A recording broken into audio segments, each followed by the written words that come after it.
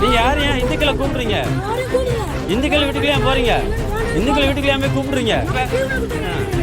எல்லாருக்கும் ஜீவன் கொடுத்துருக்காங்க படைச்ச கடவுள். திசையன் விளையில் பரபரப்பு.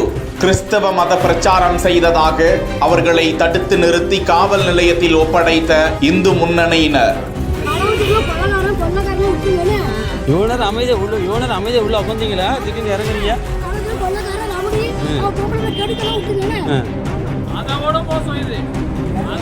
நம்ம இதெல்லாம் இப்ப தடுக்க வேண்டாமா?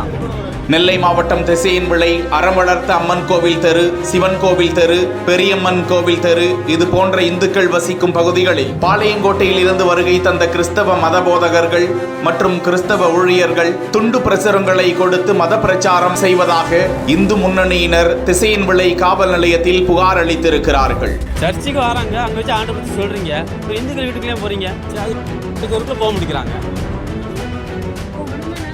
எப்போ எந்த தெருக்குல இங்க தெருவில் எந்த தெருக்குல பண்ணி வைப்போம் சொல்லுங்க வைப்போம்.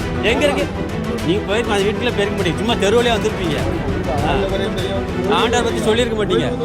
மேலும் துண்டு பிரசுரங்கள் கொடுத்த கிறிஸ்தவ மத போதகர்கள் மற்றும் ஊழியர்களிடம் அந்த அமைப்பினர் இந்து மக்கள் வசிக்கும் பகுதிகளில் மத பிரச்சாரம் செய்யக்கூடாது என வாக்குவாதத்தில் ஈடுபட்டு அவர்களை துண்டு பிரசுரங்கள் வழங்கக்கூடாது என தடுத்து நிறுத்தி 15க்கும் மேற்பட்டோரை பிடித்து காவல் நிலையத்தில் ஒப்படைத்தனர். போலீசார் விசாரித்தனர்.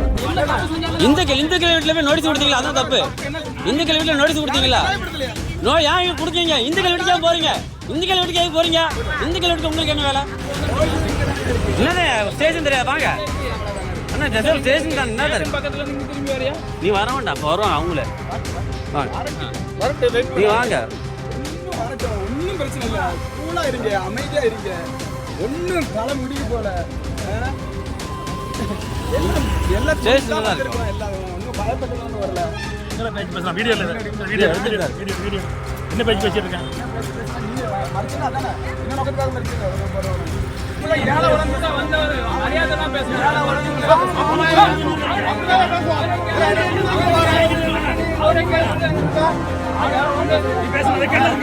எல்லாம் ரெக்கார்ட் இருக்கு.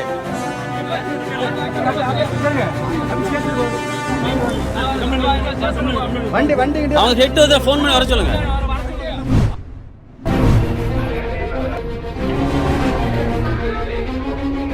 பள்ளி வகுப்பறையில் பாடம் படித்துக் கொண்டிருந்த மாணவர்கள் திடீரென டேபிளுக்கு மேலே காலை தூக்கி ஷாக்கிங். சரணே அப்படியே பேக் அடிக்கிறவாரு, நாகந்தனே சரணே பேக் அடிக்கிற